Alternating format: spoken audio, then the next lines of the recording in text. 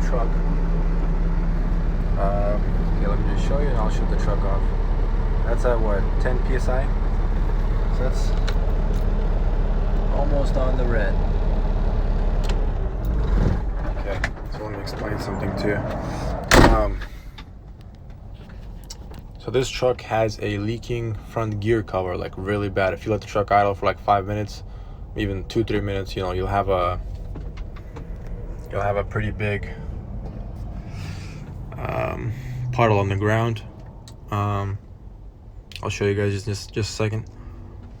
So I'm gonna fix that right now, but I really think that's the biggest cause of the oil pressure being so low, since there's like an oil pressure port there.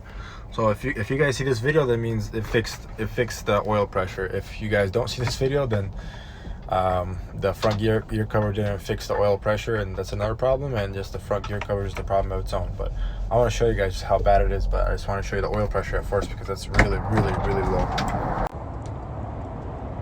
There's quite a bit right there, and just judging from this, you got a lot coming down right there. So once I get it apart off, I'll see what exactly it is, either crank seal or a front gear cover, but either way, that's all right there. So gonna be doing all of it. And this truck's got some other problems like the fuel pressure, so I'll be trying to figure that out as well. So I put one of these on.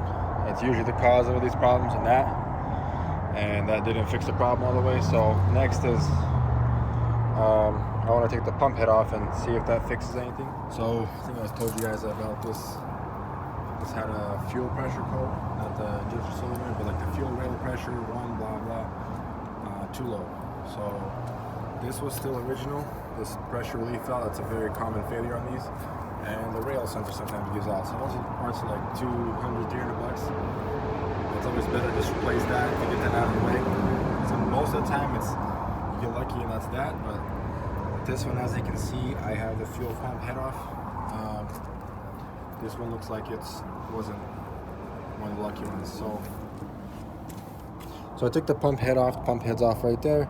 I'm being a little messy because, as you probably can guess, it's probably going to need a fuel pump. Try to get you guys in there.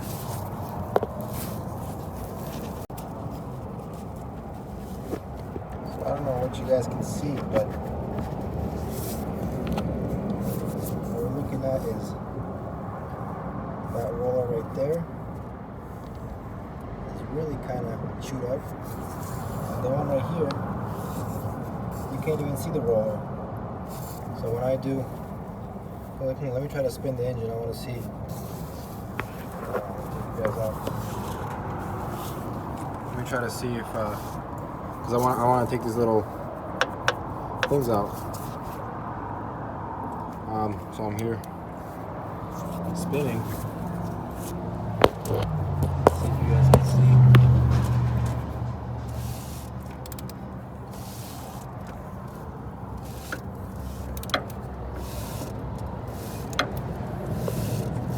Pretty much.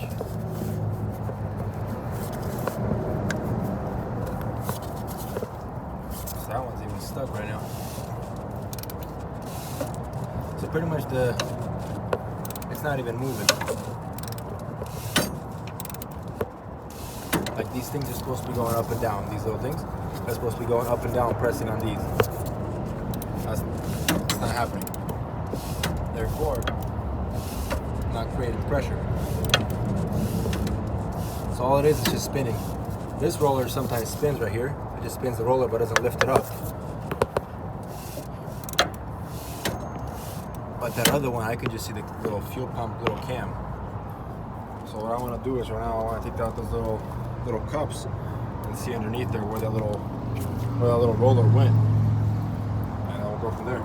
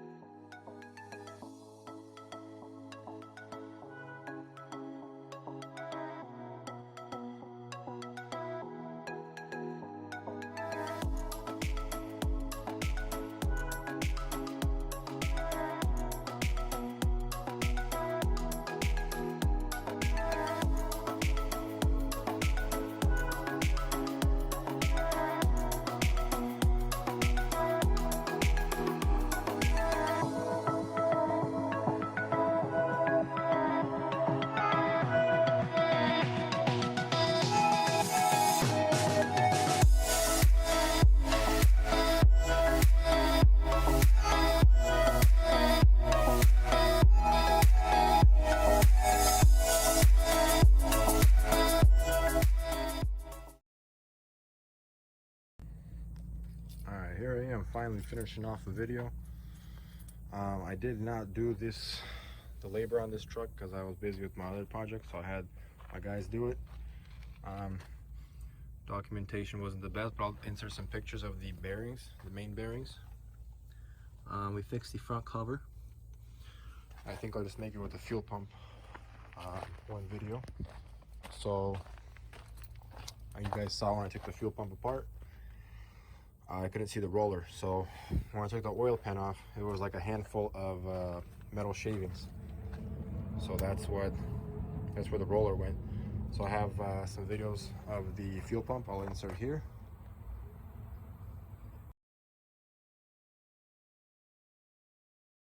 And the oil pump was blocked. From all the metal shavings, the oil pump suction tube was blocked. So replaced the oil pump.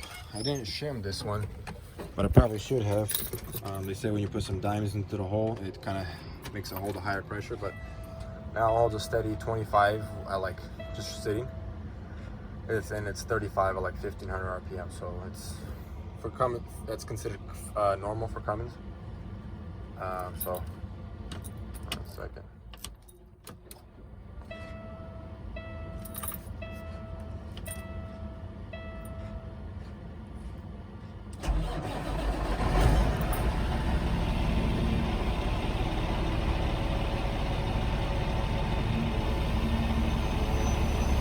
We're like right at 25, so it's just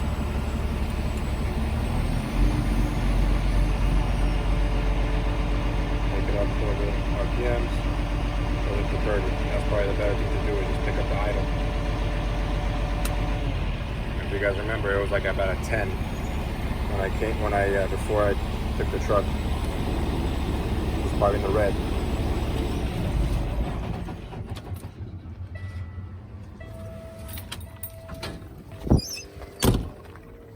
So yeah, fuel pump replaced, and then front cover done, and yeah, it's running good now. And hopefully it stays. This is what happens when you don't have much oil pressure and you got some metal shavings going inside there. This is probably the worst of them all. And I'll insert a little picture I have of the crank. The crank was good, just had a little few marks, but it got out by a little polishing.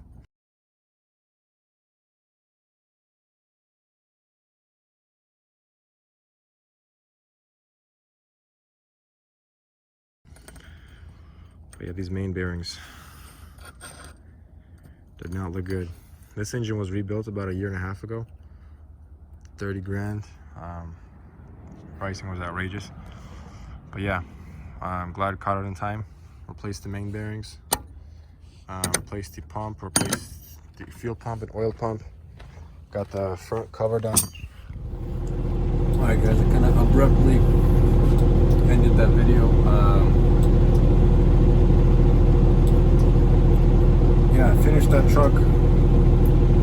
Just that engine is going to be going out pretty soon. I mean, from the handful of metal shavings from the fuel pump, the main bearings looking like they were. Dude, I was kind of glad I caught that one in time, because the front cover was leaking a lot, and then I had to replace the cam, because I'll again insert a picture of the cam.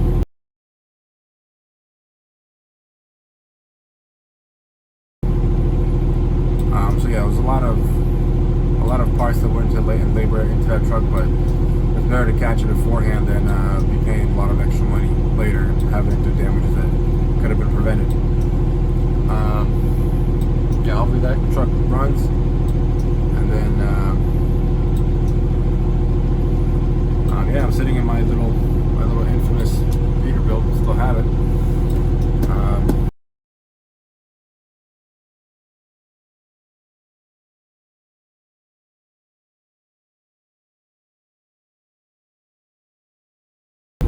My insurance just got really expensive for it. That's why I'm still debating on whether to sell it or run it. My insurance just went up from I